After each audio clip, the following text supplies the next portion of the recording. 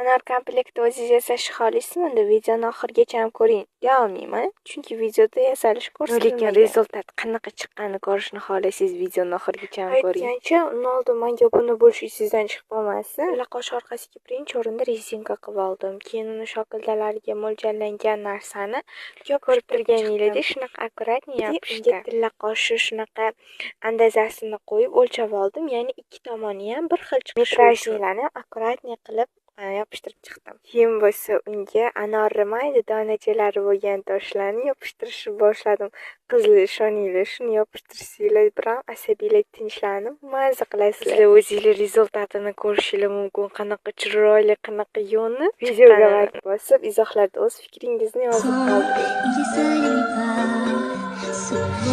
qoldiring.